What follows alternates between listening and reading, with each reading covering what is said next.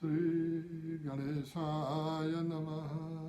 मंगलकरणी कलिमलहरणी तुलसी कथा रघुनाथ की। श्री राम जय जय राम, जय सिया राम जय जय सिया राम।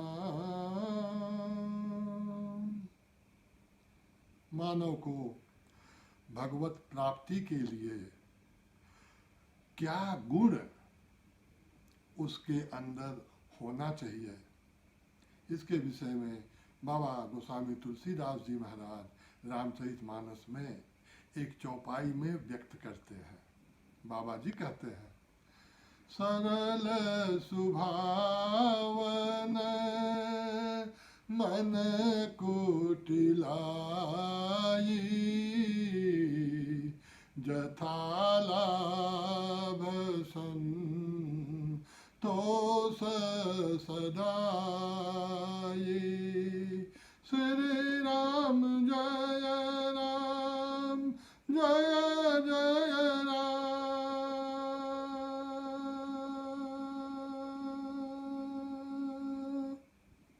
तो बाबा गोस्वामी तुलसीदास जी महाराज कौन सा लक्षण आदमी के अंदर होना चाहिए, तो उन्होंने 2 शब्दों में बताया कि आदमी को सरल होना चाहिए, मन में कुटिलता नहीं होनी चाहिए, लोगों को छलने की भावना नहीं होनी चाहिए, और संतोष में रहना चाहिए। ऐसी ही एक सत्य घटना जो हमारे पुराणों में आती है, मैं आज आपको बताता हूँ। एक परिवार में एक बच्चा, जिसको परिवार वाले अढ़ैया बोलते थे। अढ़ैया क्यों बोलते थे? क्योंकि वो 2.5 सेर अनाज रोज खाता था। वो खूब खाता था, बहुत खाता था, कुछ काम नहीं करता था, राम राम करता था।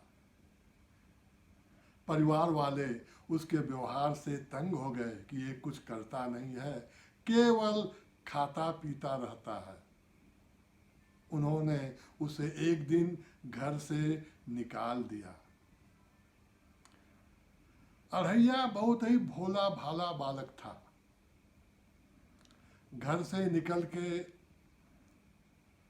चलते चलते चलते एक आश्रम आया,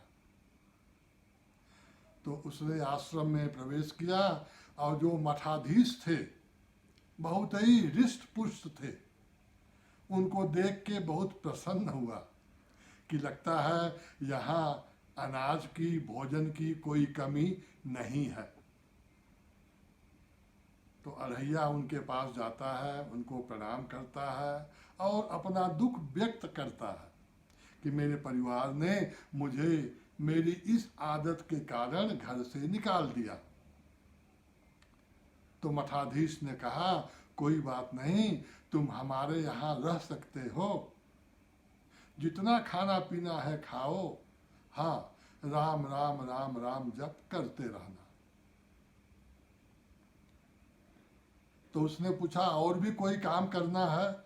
उन्होंने कहा, नहीं, कोई काम नहीं करना है, बस खाओ पियो और राम राम करो। कुछ दिन बीते, तो एक दिन देखता है कि आश्रम में बहुत सन्नाटा छाया हुआ है। कहीं आग नहीं जल रही है, कहीं भोजन नहीं बन रहा है, सब लोग शांत हैं।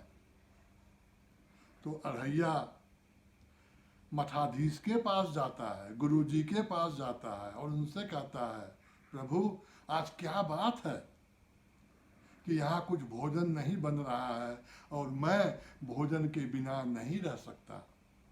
तो गुरु ने बताया कि महीने में 2 बार हम एकादशी मनाते हैं। उस एकादशी के दिन हम लोग व्रत रखते हैं, कुछ खाते पीते नहीं हैं। तो अढ़ैया ने कहा कि हे प्रभु, मेरा काम बिना खाना के, बिना भोजन के नहीं चल सकता है।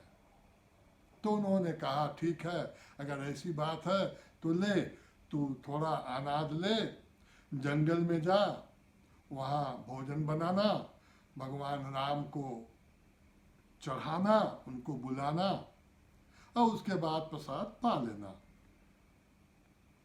अरैया बहुत प्रसन्न हुआ, जंगल में गया, अच्छी तरह से शुद्ध तरीके से भोजन बनाया और फिर भगवान से प्रार्थना करता है, राजा राम आइए, सीता राम आइए, मेरे भोजन का भोग लगाइए।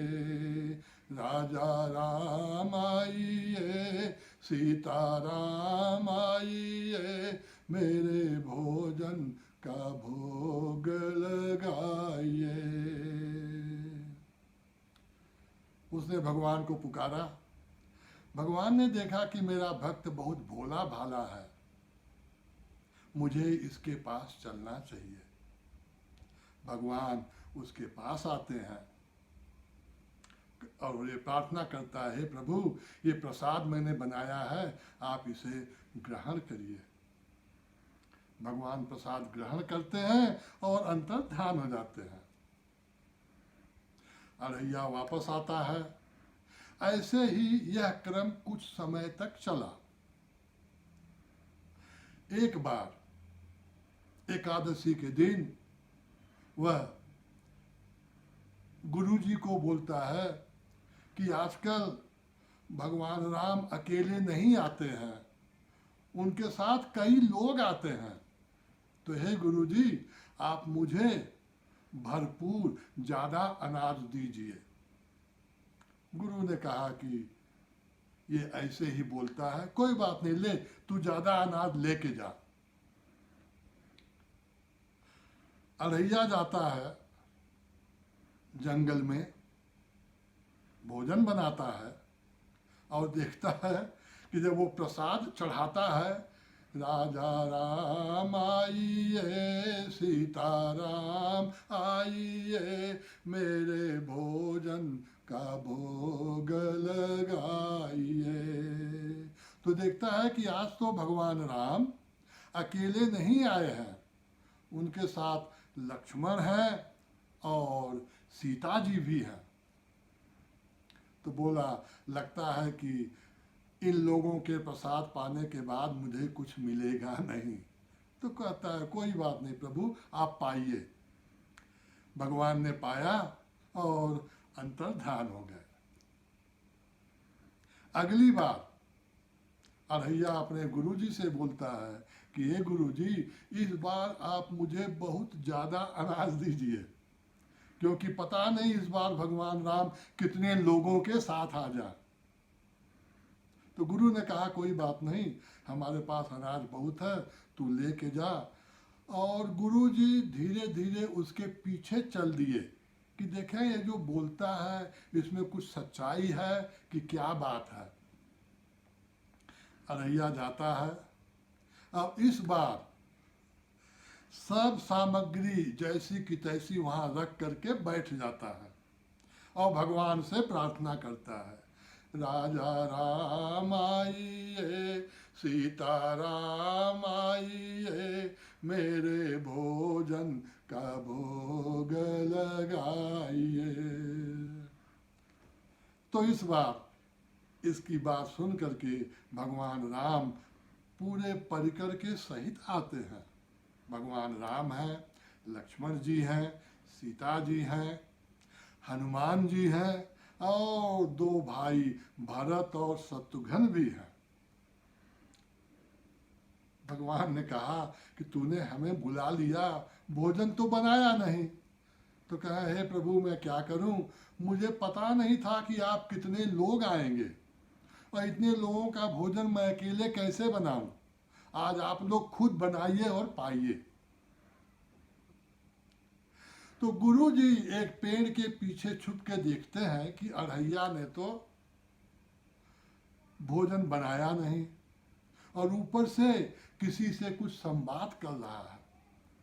क्योंकि भगवान राम और परिकर अढ़ैया को तो दिखते थे, लेकिन गुरु जी को नहीं दिखते थे।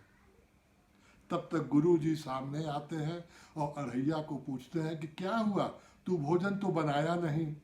तो अढ़ैया ने कहा कि आज भगवान राम अपने परिकरों के सहित आए हैं, और सब तो सब हनुमान जी भी आए हैं। तो गुरु जी कहते हैं कि ए अढ़ैया, मुझे तो यहाँ कोई नहीं दिख रहा है। तब अढ़ैया कहता है कि मैं तो सबको देख रहा हूँ। गुरु जी कहते हैं कि तू मुझे भगवान का दर्शन करा। अढ़ैया भगवान से प्रार्थना करता है कि हे प्रभु, जैसे आप मुझे दर्शन दिए हैं वैसे ही मेरे गुरु को भी दर्शन दीजिए। भगवान राम कहते हैं कि यह संभव नहीं है। अढ़ैया बोलता है ये हमारे गुरु हैं, ये बहुत विद्वान हैं, बहुत बड़े भक्त हैं, ये मुझसे भी बड़े हैं। तो भगवान राम कहते हैं कि वह बड़ाई नहीं है, ए अढ़ैया तू बहुत सरल है, लेकिन तेरे जो गुरु है वह सरल नहीं है। गुरु जी की आंखों से आंसुओं की धारा निकलती है और अढ़ैया से प्रार्थना करते हैं कि भगवान से कह मुझे दर्शन दे।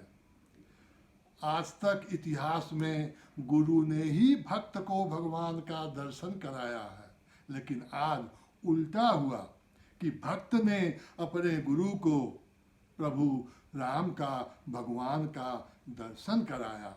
अढ़ैया के बहुत बोलने पे भगवान राम उसकी बात मानते हैं, गुरु को दर्शन देते हैं और एक ही बात कहते हैं जो बाबा जी ने बताया कि मेरा तो स्वभाव है, जो मुझे सरल स्वभाव से भजता है मैं सदैव उसके साथ रहता हूँ। तो यह जो अढ़ैया की कहानी है, यह हमें यही बताती है, यही सिखाती है कि हम सबको सदैव सरलतापूर्वक, लोगों को बिना धोखा दिए हुए, बिना छले हुए इस संसार में रहना चाहिए और भजन करना चाहिए, राम राम करना चाहिए। तभी हमारा कल्याण हो सकता है। पायो परम विश्राम, राम समान प्रभु नाही कहूँ। हर हर महादेव, जय सिया राम। ओम शांति शांति शांति।